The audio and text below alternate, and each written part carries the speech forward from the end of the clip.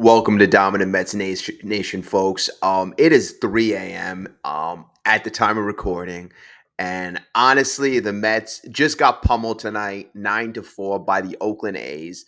I can't sleep. It's really rough right now. We can't beat the bad teams. We can't beat the horrible teams. We just came off of a horrendous road trip going 4-7 since the trade deadline, and now 4-8. We can't look worse than we are right now. We are playing lifeless. The team right now, there's blood in the water, folks. Teams are coming in and they are taking full advantage of us. We are penciled in as that easy win. We have no momentum. We are being fully exposed. Now, all the players that we brought in at the trade deadline, Jesse Winker being a small exception, he's been mediocre, but all the players, Blackburn, he was the only guy who was doing decent. He got pummeled. By his former team, no less. Brazabon, we've seen him have a rough start. Static hasn't looked great. I mean, folks, the reserves we got, or guys who were supposed to come in to add a jolt to this team. And I'm not blaming them because it's the core. Our core was going, our core was fine. These players were supposed to supplement the core. We were not relying on these guys to uplift the team. We just were not. They were supposed to be fillers. The only guy that I'll tell you right now I was upset about was the Blackburn trade. That trade was supposed to, we took a major blow by losing Senga, a major blow. And, people are saying that's where it all started when Senga went down. Obviously, the game Senga pitched, we had a great win. After that, we lost 2 straight games. Then, we fluttered a little. We won. Then the trade deadline came. We got Blackburn. He was supposed to be the guy, the bridge guy. But you see, a guy like that will get exposed. He's got a 92, 93 mile per hour fastball at most. He's got to rely on his changeup and sinker. And when it's not working, when his control is not there, these are the type of outings we're going to get. I mean, the box score on Blackburn tonight was not good. 4 innings, 6 hits, 6 earned runs, 4 strikeouts, 2 walks, and he was being hit all over the place. Right off of the bat, the first inning, you can see it was a disaster. I mean, if not for that pickoff play by Butler, Butler was leading off second. Lindor called for Blackburn to pick him off, and Butler, a young player, was caught sleeping. If not for that pickoff, it could have been a lot worse. But Blackburn could have been knocked out in the first freaking inning. I mean, we had a bases loaded double clearing, bases loaded. We got to that point in the first inning, and we got to that point because Blackburn had no control. He actually hit a guy to load the bases after getting that lucky pickoff. I mean, it was just an amazing fact that only 3 runs. I mean, that was just a phenomenal, bad way to start when we are playing horribly pathetic to get off to a 3-0 haul to the Oakland Athletics was abysmal, horrendous. I was looking for this lineup, and the lineup tonight, I liked. Alvarez was back in there. A Winker was batting 3. I'm like, okay, let's see what happens. And then right off the bat, boom, we get that smack in the face. But you know what, folks? In the top of the first inning, sometimes you get hit. You know what? It's about how you respond. So you know how the Mets responded? Right off the bat, Lindor strikes out, Nimmo strikes out, and then Winker hits a slow tapper to first base. So right off the bat, we don't respond. We would go on in the bottom of the second to get 1 run. In the third inning, the Athletics would score 4 more runs. And, that just kind of really made it out of reach. At that point, it was 7-1. The Mets tried to make a little comeback in the fifth inning. They scored 3 runs to cut the deficit in half, and I thought this was funny because in this inning, Pete Alonso would have a double in this inning, and he would drive in, I believe, 1 run at that time. Maybe it was 2 runs, but I know he had an RBI in that inning, and he gets to first base. He's pumping the fist, and I'm like, oh, perfect time for Pete to produce when we're down a whole bunch of runs, and when it really seems like the game was out of reach. But then he gets to first base and he's like, let's go, yeah, yeah. I mean, Pete, let's relax. You've been playing horrible. Act like you've been there. You're not winning the game. You didn't tie the game. You had an RBI. And again, it's, padding my stats. I'm doing my job. Come on, guys, let's go. I mean, you didn't win the game. You didn't tie the game. You're losing by a couple more runs. Stop just thinking about yourself. Act professional. Act like you've been there. I can understand showing the excitement, but just you get not even, I can't say a big hit, an RBI, a runners in scoring position hit, and you act like you won a game. I mean, I don't know. It was just a little too much for me. It was really a bit too much for me. And that was that inning, and then the next inning, it was more Mets like abysmal stuff happening. So we cut the lead in half. We were down by 6, and we cut it to 7-4.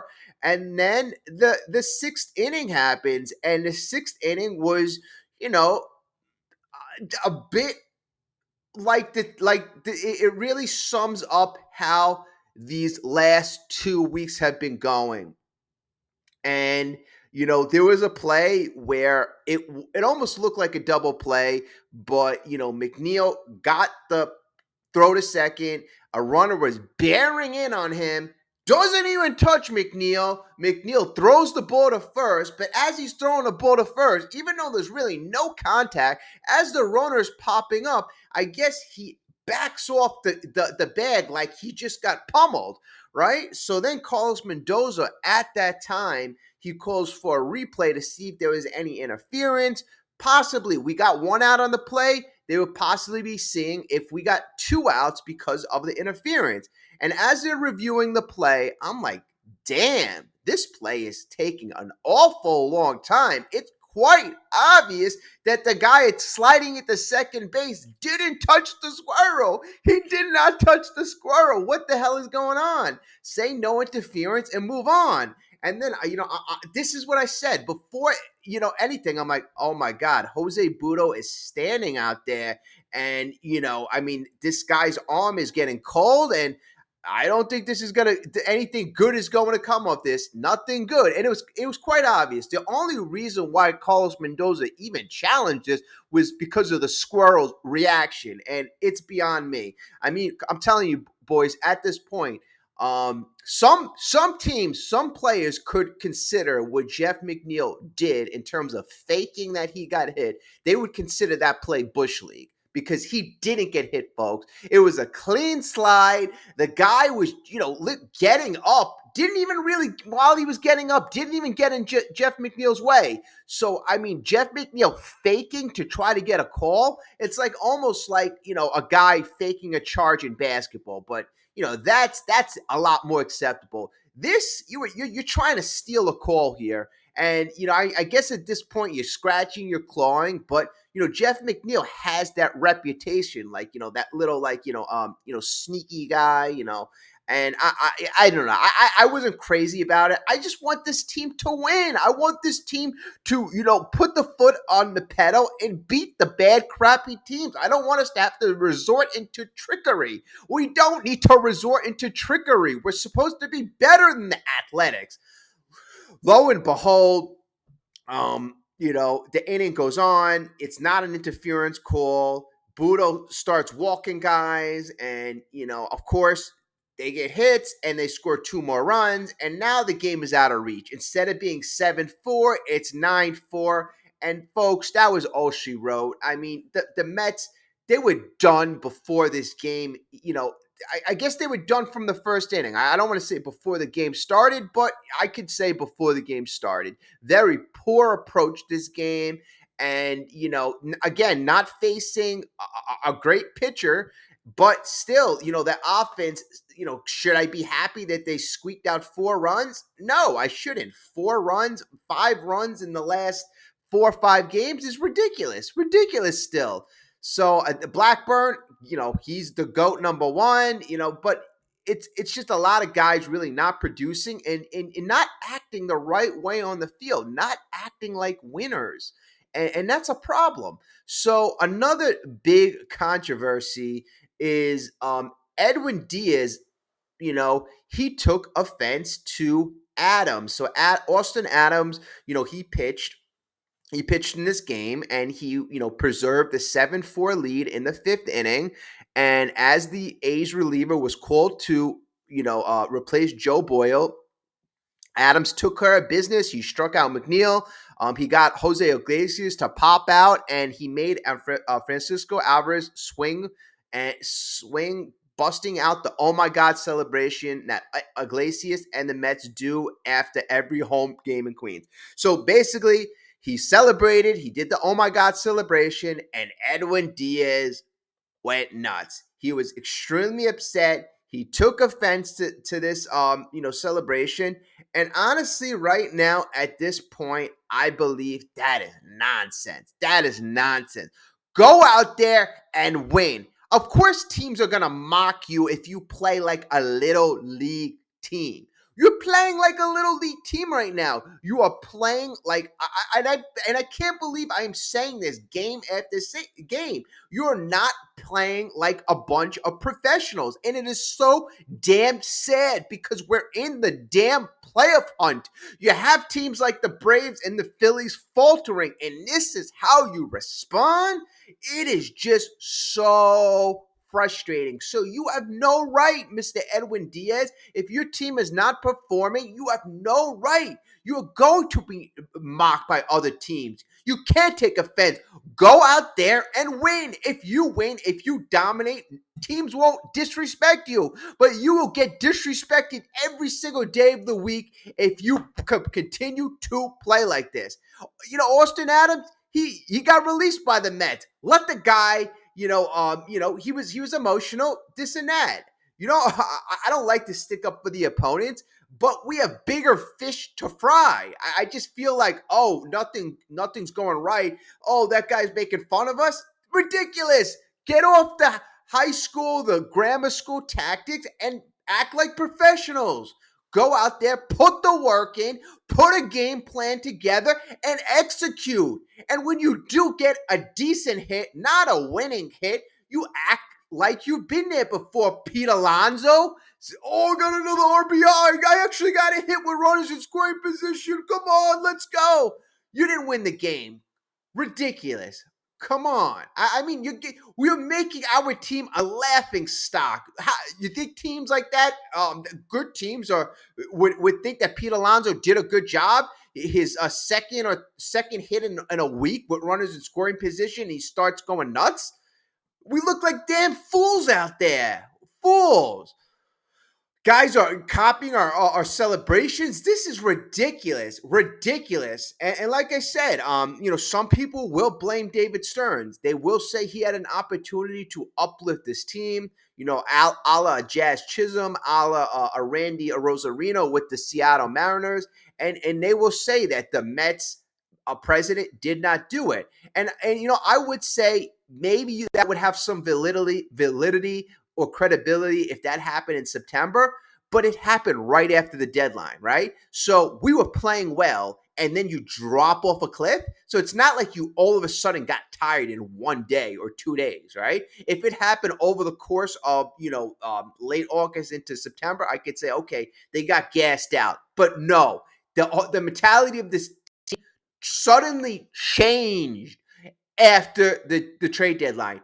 We are not playing with the same fire, desire, emotion, the same mentality. We are playing like we did in April, in May. A very familiar feeling. This is a very familiar feeling for us. Why? Because yes, we played like that for May and April. So we have to snap out of it. Are we going to call a players only meeting? Have they called a players only meeting? What have they said? Obviously, we have seen no result of any positive things changing. But this is extremely sad, and I blame everyone right now. I blame everyone. You could blame Stearns, you could blame Mendoza, but ultimately you got to blame the players. Like I said in my last video, and go back to my last video. The way we're playing, I told you we were playing like that last game, last week, and it's the same thing I'm saying over and over and over. And are the players actually? Do they care right now? Do they care? I mean, this is just totally unacceptable way of playing. And you got guys like Pete Alonso in his walk year, and he's it's just sickening that he thinks he's going to get a mega contract. Like, teams want you to do more than one freaking thing. You got to be a leader on and off the field. You have to bring intangibles. I'll give him credit. This game, he made a nice defensive play. He stopped the ball that would go past him. He saved one run in, I believe, the fifth or sixth inning. But it's not good enough. Not good enough to have one hit in the last 4 or 5 games. Your second hit with runners in scoring position in the last week, or second or third. I mean, we're talking about measly numbers. Measly numbers. Like, you're talking about him like he's a number 8 hitter.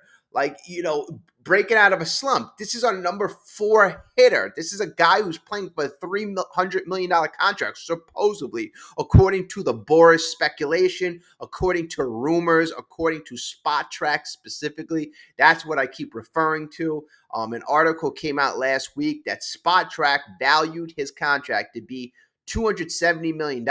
Some places upwards of $300 million. So, I predict, I speculate that that's Boris running cover for Pete, and that has people in the press. And these are the articles that they are pumping out, that everybody wants Pete. I don't know if the Mets are going to sign him because the Cubs want him. Everybody under the sun, the Giants want him. The Yankees want him. Everybody wants the polar bear. Everybody needs 45 and 120. Well, you're not going to get 45 and 120. You're going to get a sub 800 OPS, a sub 500 slugging percentage, around 200 runnings in scoring position average. You're going to get a guy who has been in the top 14 in leaving runners on base every year since 2019. This year, he's number 2 in the league. He has left a nation on base. He has been in the top 2 multiple times in his career. So, only thing he has been leading the league is leaving runners on base. And I guarantee he has left the most. I'll do this exercise. I guarantee he has left the most runners on base since 2019. Out of any player in all of Major League Baseball, our beloved Pete Alonso has left more runners on base than any person in baseball. That is Pete Alonso. That is Mr. Unclutch. Mr. Unclutch struck again when we are down by 5 runs. That's when Mr. Unclutch strikes. Not when it's 0-0. Not when it's a 1-0 game. Not when we're in winning. Not when his hit can be the difference between winning and losing, or tying, or some type of magnifying big hit. No, it's a little single that brings in an RBI. And, I'm not belittling it. I know it's hard to get hits. I know, but he wants to be paid like an elite superstar. He has already turned down, I repeat, a 7-year, $156 million contract. So for all you saying, hey, you need Pete, we need the power, he has already turned down a Freddie Freeman contract.